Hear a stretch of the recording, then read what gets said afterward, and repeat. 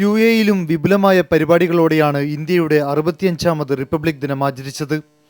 Abu Dhabi Indian സ്ഥാനപതി കാര്യാലയത്തിൽ സ്ഥാനപതി TP. Sitaram ദേശീയ പതാക ഉയർത്തി.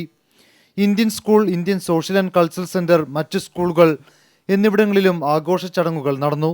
ഇന്ത്യയിലെ പൈതൃക വസ്ത്രധാരണങ്ങളോടെ വിദ്യാർത്ഥികൾ ദേശീയ ദിനാഘോഷത്തിൽ പങ്കെടുത്തു.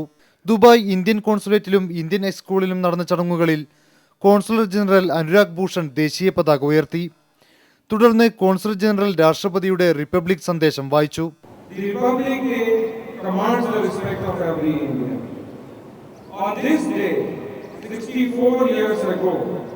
In a remarkable display of idealism and courage, we the people of India. സ്വാതന്ത്ര്യ സമരത്തിലടക്കം രാജ്യത്തിന് വേണ്ടി ജീവൻ ബലിയർപ്പിച്ചവരെ ഓർമ്മിക്കാനുള്ള പ്രത്യേക ദിവസമാണിതെന്ന് കോൺസുൽ ജനറൽ പ്രസംഗത്തിൽ പറഞ്ഞു. ദുബായ് ഇന്ത്യൻ ഹൈസ്കൂളിലെ 400ഓളം വിദ്യാർത്ഥികൾ അണിനിരന്ന പരേഡിനെ കോൺസുലർ ജനറൽ അഭിവാദ്യം ചെയ്തു.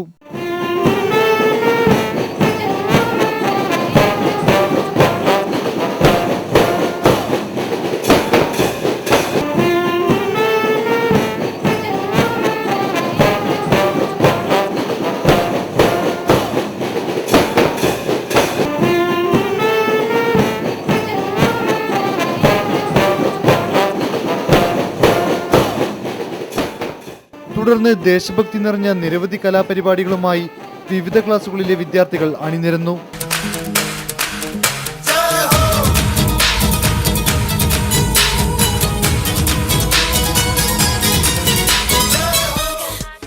അറുപത്തിയഞ്ചാമത് റിപ്പബ്ലിക് ദിനത്തോടനുബന്ധിച്ച് നടന്ന വർണ്ണാഭമായ ബാൻഡ് പരേഡും മറ്റും കാഴ്ചക്കാരുടെയും മനം കവർന്നു.